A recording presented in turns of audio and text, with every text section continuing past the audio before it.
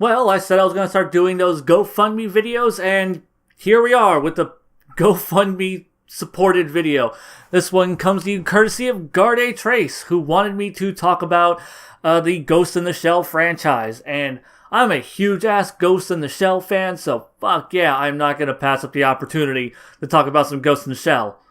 I mean, I was gonna have to do this regardless because I was paid to, but still, it's something that I genuinely want to talk about. So I'm actually kind of excited to do this video because it's a franchise that is very near and dear to me, but one that I also have yet to really speak that much about. Now, even though I'm a big fan of the franchise, I have not consumed every single piece of the franchise. A few notable omissions you're going to notice are the sequel mangas. I have not read those because I feel the manga was a good self-contained story and I just never cared enough to go venture into its sequels. Also, I think the art style is ugly as fuck. God damn it. Shiro Masamune's style really kind of degraded over the years. And then Ghost in the Shell Arise, the OVA movie thing, whatever the fuck it was. Yeah, I did not watch any of that because I've literally heard nobody say anything particularly positive about it. I've never heard anyone trash it, but it's always been yeah, no, it's fine. No, it's okay. It's good enough. It's well, yeah, good enough isn't good enough for Ghost in the Shell. Ghost in the Shell is something that should be great, amazing, damn near masterpiece level. And if the best someone can tell me is, it's alright, it's fine, yeah, it's worth checking out, well then it's not worth checking out, because Ghost in the Shell, I will not settle for okay from Ghost in the Shell. If someone tells me different and it's no man, it's just as good and can really give me some hardcore incentive to check out Arise, even if you have to spoil it for me. Because spoiling sometimes spoilers are the best way to get me to fucking watch something that I'm just stubbornly not wanting to watch. But yeah, those are my two major omissions from the Ghost in the Shell franchise in terms of shit I have not watched. Now, I got into this franchise the same way I think most people my age did, which is the 90s Mamoru Oshii film, Ghost in the Shell. A friend of mine back when I was in middle school was just dude, I saw this fucking awesome anime movie. It was fucking dope. You need to go see it. So I go to hang out with him, and he has his dad rent it, and that movie blew my fucking mind. I thought it was the coolest shit ever, but for all the wrong reasons. Keep in mind, I'm 13 when I see this movie, and yeah, I think it's the coolest shit ever, but in a very superficial, dumb kind of way. I watched this movie and I'm oh man, the action sequences are so fucking badass, which admittedly they are. Oh man, the mechanical designs are so fucking cool, which they were. Oh man, this futuristic world is so intriguing and awesome, which it was.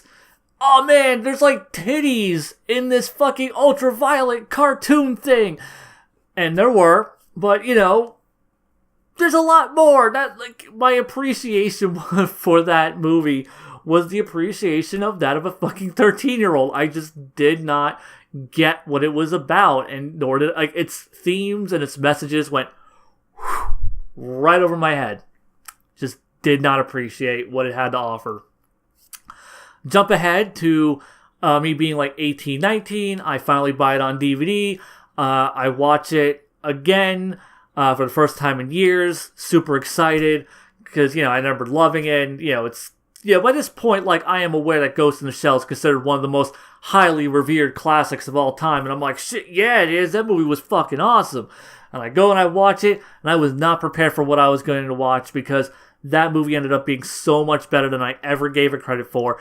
It was the first time a piece of entertainment made me realize that I could learn things from entertainment. That, a movie could have themes and make me think about ideas. And yeah, I came out of that movie with a whole new appreciation. And yeah, I had finally dug past its surface. And it wasn't like this like the first smart movie I had seen. I had seen RoboCop by this point, and it's satire and its themes and whatnot went completely over my head when I was younger. I saw The Matrix when I was like 14, and once again, the themes just kind of went right over my head. And I just viewed it as a badass action movie, just how I thought Ghost in the Shell was just a badass action movie. I didn't think movies had more to offer than just to be entertainment.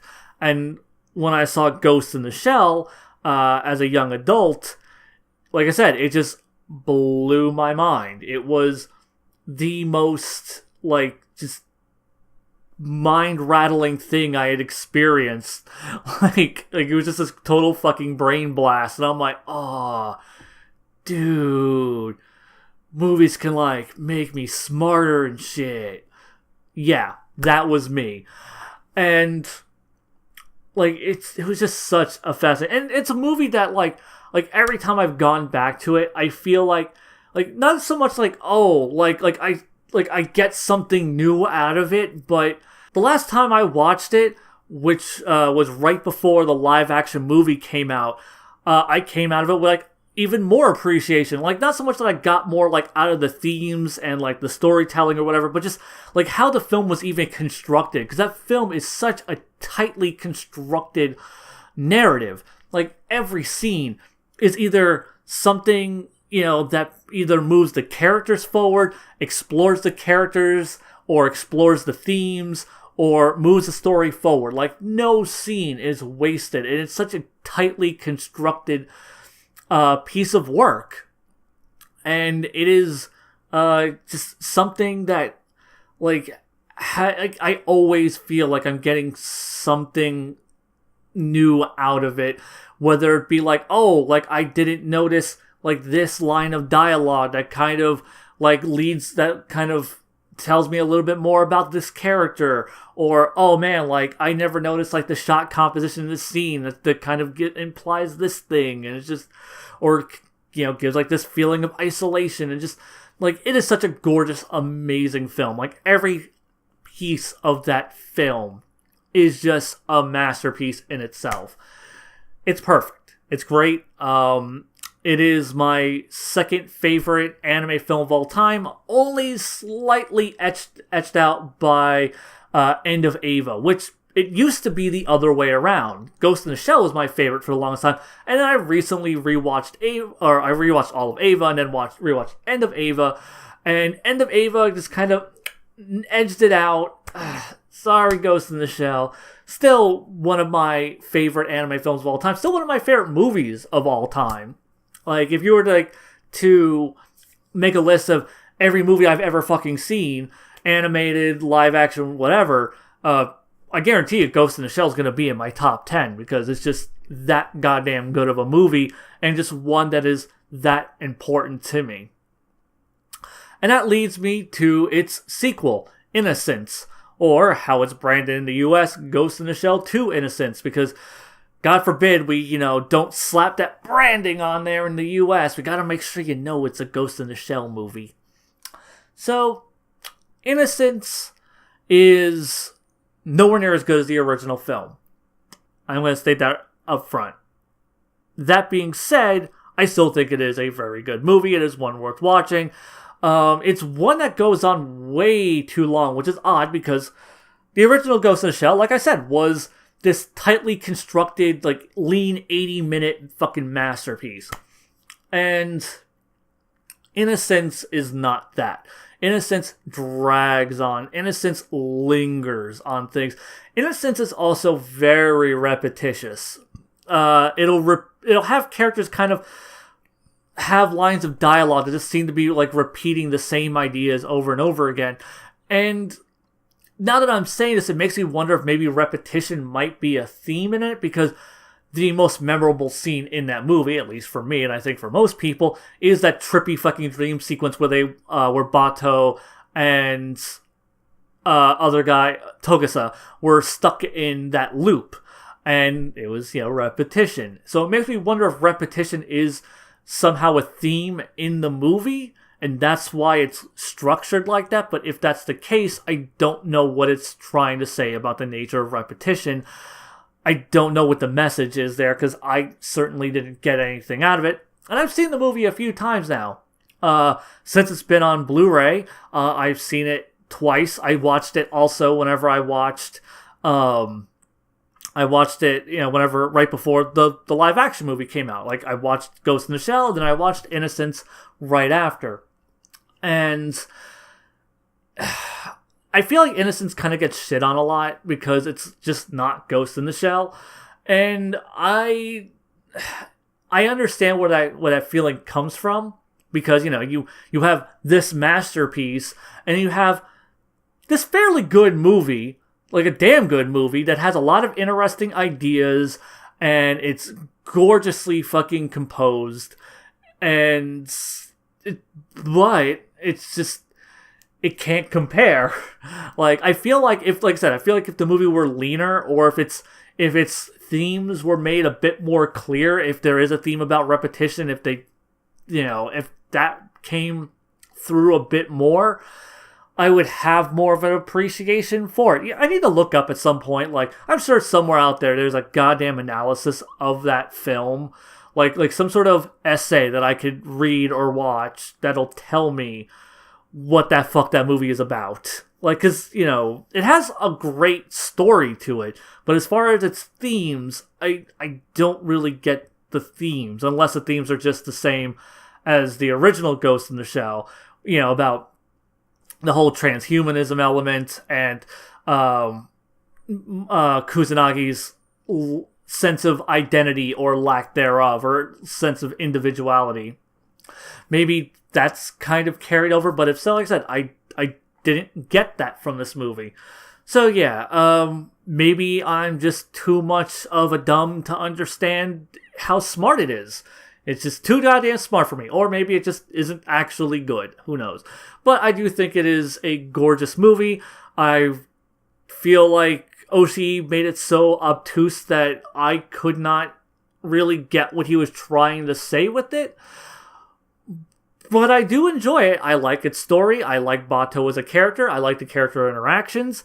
I feel like they philosophize a little too goddamn much. Yeah, they're kind of literally quoting philosophers and shit, like spouting quotes back and forth at one another.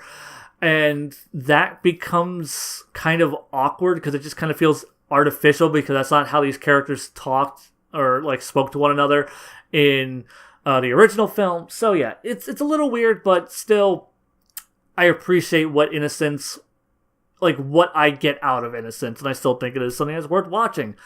Something that is, though, definitely worth watching with no asterisk involved whatsoever: Ghost in the Shell Standalone Complex. This series is so goddamn good, and just, like, I feel like it takes the best elements of the Ghost in the Shell movie and the Ghost in the Shell manga and just merges them into something that stands above those two pieces of material. Now, I don't think Standalone Complex is the... it's really weird to try to convey this, because I feel that the Ghost in the Shell movie is a greater work of art, but I feel that Standalone Complex is it's better in... Oh my god, I don't even know how to explain how Ghost in the Shell... Because, to say one is art and then the other one isn't, that's not true. It's just... Ghost in the Shell Standalone Complex uses its episodic nature to explore a lot of ideas, where the movie only gets to explore a couple of ideas in a very lean, gorgeous package. Standalone Complex gets to tackle multiple ideas, multiple concepts in these 22-minute chunks. And while also slowly building an overarching narrative across 26 episodes. And I actually got to rewatch some of Standalone Complex less than a year ago. I rewatched the first 6 episodes, and then I stopped watching it because, I don't know, I'm horribly ADD and just forgot to finish watching it. But just those, 5 or 6 episodes were amazing. Like it was just as good as I had remembered it being, and just every single episode gave me something completely different. Sure, it isn't going to be the visual masterpiece that the movie was, but it still had a lot to offer, and because of its episodic nature, it gets to say way more than the movie ever could. So yeah, as a piece of art, the movie is better. As a vehicle for themes and ideas, Standalone Complex is better. And I will say that it is just the better product overall, though it really hurts to say that the series is better than the movie, but it is the fact of the matter. It's just Standalone Complex has way more to offer because of the very nature of its format. And yeah, it's just so fucking great. Out of the rewatch that I was doing, one episode that really stuck out to me, which was my favorite of the ones I had seen, which was just guy has super religious family, won't let him transfer his mind from his dying body to an android body.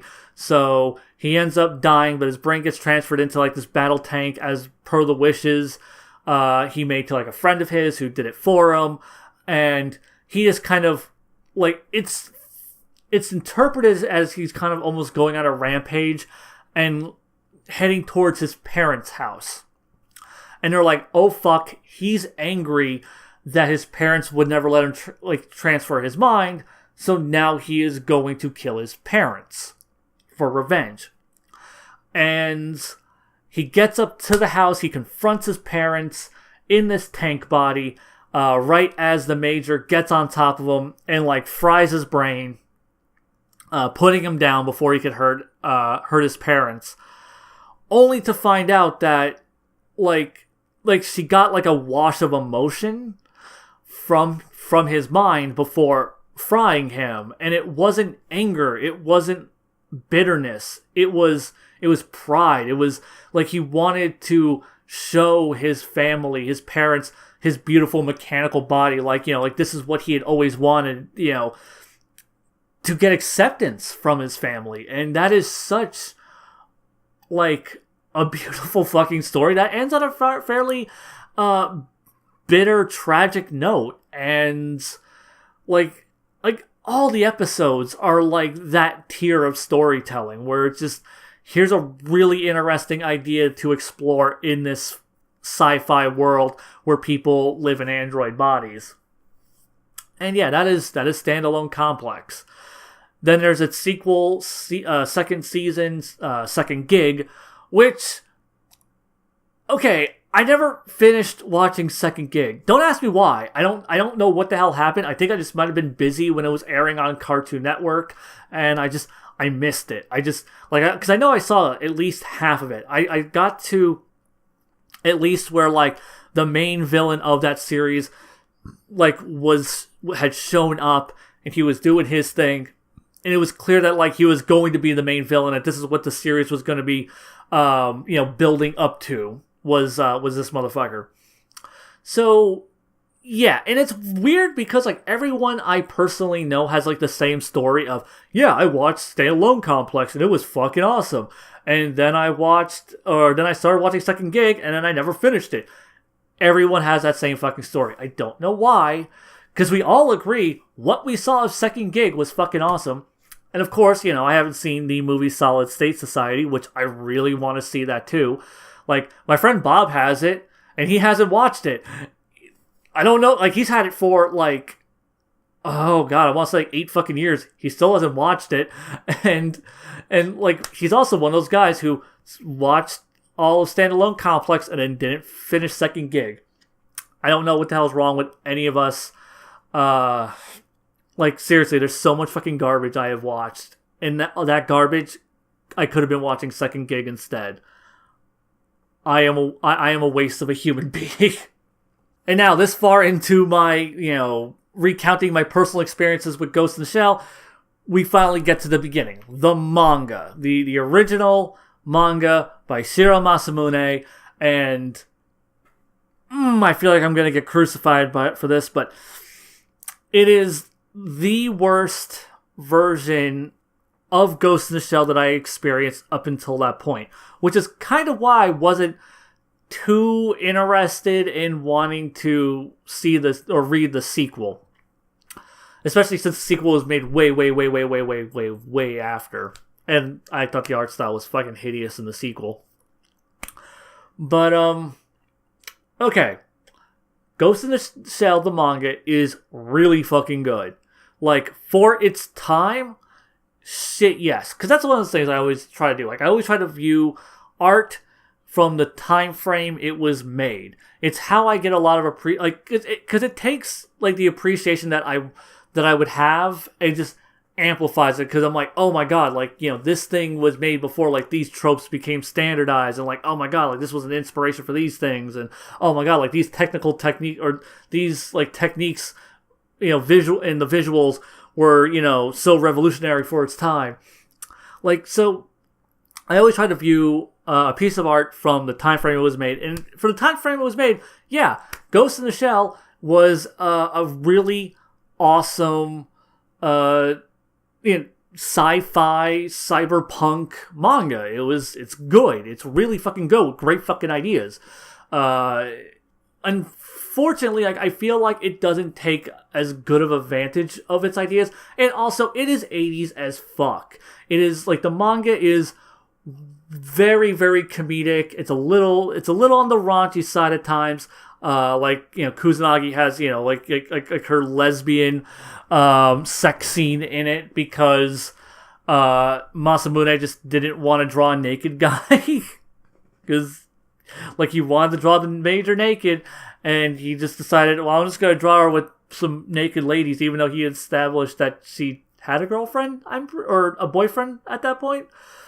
Yeah, like, the major in the manga, I always find, like, to be this weird iteration of her, because she's honestly, like, the most human incarnation, and I actually really like that about her character in the manga. Like she has, like, a boyfriend, she socializes, she feels like a person, where in every other incarnation that I've seen, the major just feels like she is all business all the time. Yes, she has emotions, yes, she cares about things, she has a personality, especially in Standalone Complex. Not so much in the Oshii film, but that's kind of the point of her character in the Oshii film. But in the manga, she is like I said, she feels just like a person. Like, she has an entire life outside of working for, is it Section 9? Hopefully it's Section 9, or else I'm going to lose some legit fucking, like, Ghost in the Shell fan cred. Anyhow, yeah, like she's probably my favorite part of the manga. Just this wildly different take on the character that I'm not familiar with, which is funny because it's the original take of the character. It kind of reminds me of like the TMNT comics, where like the TMNT comics, like, they were super grounded and gritty, and the individual turtles were really lacking in personality. Then the 87 cartoon comes out, gives them all, like, character templates, and then that becomes those characters that becomes the influence for these characters in every future iteration. And I kind of feel the same way with Ghost in the Shell, where the manga had, like we said, it was the reverse, where the major is more fun-loving, way more lighthearted, and then you have the first animated incarnation of her, and then that informs every iteration that came after, because the Oshii film is the iconic thing in the franchise. So she becomes way more stoic, way more all business-oriented, as opposed to the more kind of average girl that she is in the manga. But yeah, like I never feel like the manga never really takes full advantage of the world and like explores super interesting ideas that that standalone complex did. I do know that the manga and like a lot of the stories that are in the manga show up in standalone complex. I just always kind of felt like they were done better in standalone complex, and plus the original stories in standalone complex, I just feel like they're playing with more interesting ideas. I just remember like being really surprised by the manga. Like I said, I haven't read this manga in forever. Like unlike Ghost like standalone complex, which I have gone back to a bit recently, and the two Oshii films, I have not revisited the manga. Now that it actually has an unflipped hardcover edition, I really should use that as incentive to check out the manga again. But yeah, it was. I just remember being surprised that like the manga just never felt like it was exploring the world and its ideas and its characters in as interesting of a way as standalone complex or the Oshii films did. Until the very end, where it basically just becomes the Puppet Master storyline from the end, and that's when you really start getting like the really interesting philosophy and all that stuff. Which basically Oshii took like those last two chapters, took the tone of those last two chapters, and made that the overarching tone of his film and the messages of his film. But yeah, I really do need to revisit the manga, and if I do revisit it and I have a different opinion of it, who knows? Maybe I'll just do a vlog talking about my new opinions on the manga. Really, really should do that. And now we get to the last thing I have to talk about in reference to this franchise, and that is the live action film. I wanted to like this movie. I was not one of the naysayers. I did not care about the whitewashing. I went into this movie with just hoping. I'm like, come on, movie, be good. Be good. Don't fucking suck. Don't you fucking suck. And to be fair, the movie doesn't necessarily suck. It's not bad. It's just so uninspired and mediocre. And it sucks too because you can tell this movie was made by a fan. Like the person who was like writing this and the directing this, like the people behind this project were fans of Ghost in the Shell and really wanted to express their love for the franchise. This movie takes visual cues, because like right out of the gate, like a lot of people will point out like this movie lifts a lot of visual cues from the Oshii film, but it doesn't just do that. Like it pulls stuff from the first Oshii film, it pulls stuff from Innocence, it pulls stuff from Standalone Complex, it pulls stuff from Arise.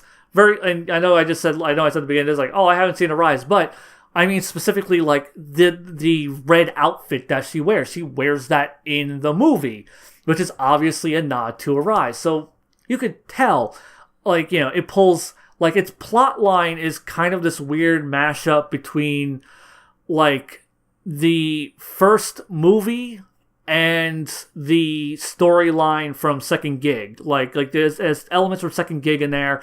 Yeah, there's just... This movie clearly wanted to be a love letter to Ghost in the Shell. Unfortunately, Ghost in the Shell is a complex, dense franchise that is produced fucking masterpieces. So the barrier for entry to make an acceptable entry into the Ghost in the Shell franchise is already fucking high. Like, you can't just make a fan service movie and coast by on that. And it doesn't. Every part of this movie it's so underwhelming. Because, yeah, like, you have the fan service elements, but that's kind of all it really has. the original story and ideas from the OCE film are gutted in favor of Girl RoboCop, basically. And the live-action film is such an American take on the story of Ghost in the Shell, where in Ghost in the Shell, the OCE film, the Major has no strong sense of identity. Her sense of like herself. All she cares about is the now, her perception of her, and she doesn't really have like an attachment even to her body. Like, it doesn't mean anything to her. She doesn't have a sense of individuality. It doesn't matter to her. Where Mira Killian, I think that's what her name was in the live action film, she does care about who she was. She does care about her sense of self, who she was. And, of course, who she was a Japanese woman named Makoto Kusanagi. So yeah, basically you replaced the really kind of existential ideas and transhumanist ideas from the original OCE film, and you replaced it with RoboCop. But we already had RoboCop, and it's not even like a smart version of RoboCop. And like, I felt like they were trying to make up for the whitewashing by being like, look, she used to be a Japanese woman. Look, she was still Japanese. Ooh. That was a really tone-deaf move. Like, I feel like they were trying to be like woke, and they fucked it up. And it's so weird, too, because that gave them the opportunity to make some meta commentary on the nature of whitewashing. They could have. They could have tied into the movie, like, they could have made, like, kind of like, I mean, if you're gonna do RoboCop storyline of human gets turned into robot cop, turns into, like, search for one's original, like, identity and past and reclaiming that. If you're gonna do that storyline, if you're gonna rip that straight from RoboCop, take the social commentary from RoboCop. Like, don't take RoboCop social commentary, but make your own and use the fact that you whitewashed the main character. And, like, I'm not even angry about the whitewashing. You know, I understand in the nature of big budget blockbusters, you need to have a big star on the front to sell the movie. And we don't have a AAA fucking star that's Asian in America, unfortunately. You know, we need that box office draw. So, yeah, it didn't, you know, I mean, obviously it didn't work. The movie still didn't do well. But, you know, like, I understand the reasoning behind it. So, yeah. What I don't understand, though, is why they had the opportunity, if they were going to do the whole she was originally an Asian woman thing, not use that as a moment to make some sort of social commentary within the film to kind of criticize its own casting. Like, that would have been a really smart thing, because it would have been the only smart thing in that movie. It would have been the only thing that just would have elevated the film. But no, it couldn't even give me that.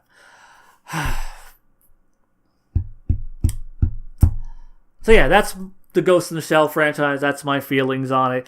If you want to hear, like, more kind of in-depth on, like, especially like a more fresh take on my opinions on the two OCE films as well as the live-action Ghost in the Shell movie, my friends and I did a podcast right after the movie came out.